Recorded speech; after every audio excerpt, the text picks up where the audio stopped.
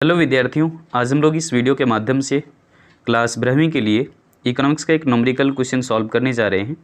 दरअसल ये क्वेश्चन हम बात कर रहे हैं जो वो आपके मॉडल क्वेश्चन पेपर में डाला हुआ है। तो मॉडल पेपर का ही ये क्वेश्चन है, क्वेश्चन संख्या 40, और ये न्यूमेरिकल क्वेश्चन है और पूछा हुआ आपका कॉब डगलस प्रोडक्शन फंक्शन से। कॉब और डगलस दो इंसान थे। इन लोगों ने जो है वो एक प्रोडक्शन फंक्शन का जिक्र किया था जिसमें केवल उत्पादन के दो साधन होते हैं, लेबर एंड कैपिटल। तो उसी का एक क्वेश्चन है। दरअसल देख लीजिए, यहाँ पर इक्वेशन दिया हुआ है कॉब डगलस प्रोडक्शन फंक्शन का ही। तो क्वेश्चन में क्या कह रहा है कि यदि एक फर्म है ना, यदि एक फर्म का उत्पादन फलन Q इक्वल टू क्या है, L, यहाँ पर ध्यान रखिएगा पावर में लिखा हुआ है ये क्वेश्चन। Q इक्वल टू है L पर पावर है 0.5 और इसी ढंग से K के ऊपर भी है पावर 0.5। अब 0.5 का मतलब आप 1/2 भी बोल सकते हैं। तो इस तरह का यहाँ पर कॉब डगलस प्रोडक्शन फंक्शन दिया है। तो श्रम की मात्रा जो है वो 36 है और पूंजी की जो मात्रा है वो 49 इकाई है। तो कह रहा है कि श्रम की 36 और पूंजी की 49 इकाई जो है वो नियोजन करने से वस्तु की कितनी इकाई का अधिकतम उत्पादन संभव है। तो मैक्सिमम आउटपुट पूछ रहा है आपसे कि कितना हो पाएगा अगर हम लेबर का जो है 36 यूनिट्स लगाएंगे और कैपिटल का 49 यूनिट्स। तो यहाँ पर क्या क्या दिया हुआ है उसे आप पहले नोट कर लीजिए।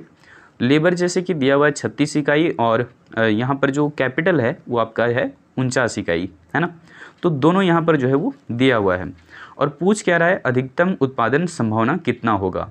तो आपको लिखना कैसे है, क्वेश्चन के अनुसार जो चीज़ें दिया हुआ है उसके अनुसार ही आपको काम करने हैं। तो यहाँ पर एक चीज़ ध्यान रखना होगा कि जो पावर में ऐसे लिखा हुआ है दरअसल फंक्शन L पर पावर 0.5 और K पर पावर 0.5।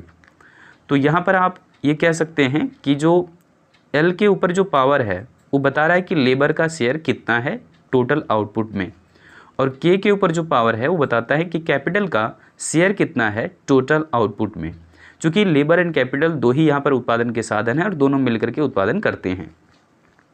ये चीज़ मान लिया गया है, हालांकि रियल लाइफ में केवल दो ही उत्पादन के साधन नहीं होते हैं। लेकिन ध्यान रखना यहाँ पर हम ऐसे बोल सकते हैं इसको जनरल इक्वेशन में कि क्वांटिटी आउटपुट यहाँ पर रहता है कांस्टेंट टर्म। चूँकि इसमें एक एजम्पशन सबसे बड़ा ये होता है कि यहाँ पर मान लिया जाता है कि कांस्टेंट रिटर्न्स टू स्केल ही हमेशा से लागू होगा। इस प्रोडक्शन फंक्शन के लिए एजम्पशन यही होता है।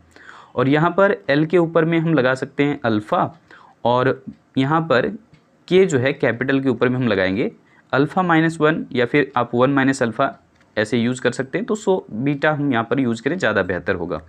अब ध्यान रखिएगा कि यहाँ पर जो पावर है अल्फ़ा प्लस बीटा, इन दोनों का अगर योग कर दिया जाए, दोनों को जोड़ दिया जाए तो कितना हो जाएगा, ये 1 हो जाएगा। तो ये इसलिए है चूँकि ये बताता है कॉन्स्टेंट रिटर्न्स टू फैक्टर को, ठीक है, कॉन्स्टेंट रिटर्न्स टू फैक्टर को। सो यहाँ ध्यान दीजिए, अब क्या कह रहे हैं, अब हमारा जो डेटा दिया हुआ है यहाँ पे L कितना था 36 यूनिट्स, तो हम यहाँ पर पुट कर देंगे 36 और पावर कितना है 0.5। K देखेंगे तो K का वैल्यू कितना दिया हुआ है 49 है, 49, और इसके ऊपर पावर कितना है 0.5। अब इसको बोल सकते हैं 36 का पावर हो जाएगा 1/2 और यहाँ पर भी जो है वो 49 का भी पावर हो जाएगा 1/2। अब यहाँ पर देखिए 36 का अगर जो है 1 पावर यहाँ पर लगा हुआ है 1/2, तो इसे आप रूट में बदल सकते हैं, यानी कि 36 का रूट हो जाएगा और यहाँ पर जो है वो 49 का जो है रूट हो जाएगा। 36 का अगर जो है रूट हटाएंगे तो यहाँ पर आपका जो हो कितना आ जाएगा 6 आ जाएगा ये, ठीक है। और इसी ढंग से 49 का रूट हटाएंगे तो यहाँ पर आ जाएगा आपका 7×7 यानी कि 7 आ जाएगा। तो 7×6 कितना हो जाएगा 42। तो टोटल जो आउटपुट हमारा निकला वो निकला 42 यूनिट्स, ठीक है। तो यही इसका जो है वो जवाब होगा। लेकिन यहाँ पर 3 चीज़ें आपको नोट कर लेना चाहिए कि अल्फ़ा प्लस बीटा अगर 1 होता है ना, अल्फ़ा प्लस बीटा अगर 1 होता है तो यह है कॉन्स्टेंट रिटर्न्स टू फैक्टर। और इसी ढंग से अगर हम मान लेते हैं यहाँ पर अल्फ़ा प्लस बीटा अगर आ गया ग्रेटर देन 1 तो इंक्रीजिंग रिटर्न्स टू फैक्टर। इसी ढंग से अल्फ़ा प्लस बीटा अगर लेस देन 1 है तो डिमिनिशिंग रिटर्न्स टू फैक्टर।